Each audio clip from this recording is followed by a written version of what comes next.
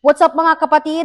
Day 1 ng impeachment hearing ni Vice President Sara Duterte rito sa House Committee on Justice. Pero no show ang bise. Bago nga natin pag-usapan yan, ilan dun sa mga tinalakay ng komite ay yung pagpapatawag o yung pagpapasabpina doon sa umunoy bagman ni VP Sara na si Ramin Madriaga, gayon din yung si Attorney Gloria Camora ng Commission on Audit at maging yung dating tagapagsalita at Chief of Staff ni VP Sara sa DepEd na si Attorney Michael Powa. Pinasasagpi na rin ng komite yung ilang mga dokumento gaya ng NBI records sa investigasyon nito sa pagbabanta ni VP Sara sa buhay ni na Pangulong Bongbong Marcos, First Lady Liza Araneta Marcos at dating House Speaker Martin Romualdez. Gayun din yung mga statement of assets, liabilities, and net worth ng bise at maging yung kanyang income tax return at ng kanyang asawa at kanilang mga negosyo. Pati yung mga PSA records ng mga nakatanggap umano ng confidential funds gaya ni Mary Grace Piatos. Nagdala pa nga ng props kanina.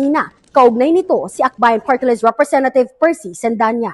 Yes, may baon tayo kasi matagal na nagtatanong ng taong bayan, Sino ba talaga si Mary Grace Piatos? At ilang buwan na ang nakakaraan, taon na nga ang binilang, hanggang ngayon hindi pa rin sinasagot ng Vice President at umiiwas pa rin siya sa katotohanan na hinahanap ng taong bayan. So her refusal today to attend is actually a refusal to let the public know of the truth. May utang na katotohanan ang Vice President sa ating mga kababayan at ito yung simbolo, si Mary Grace Piatos. Tinalakay din ng komite yung sulat na pinadala ng kampo ni VP Sara. Hit kasi ng kanyang mga abogado, wala raw jurisdiction yung House Committee on Justice na magsagawa ng paglilitis. Ito'y matapos sabihin ni Chairperson Jervy Luistro sa isang press ko noon na mini trial yung mangyayari sa komite. Ayon sa mga abogado, unconstitutional o labag daw sa saligang batas ito. Bagay na nilinaw at tinabla ng ilang mga kongresista. Malinaw daw kasi sa konstitusyon, gayon din sa House Rules on Impeachment na maaaring magsagawa ng pagdinig ang komite.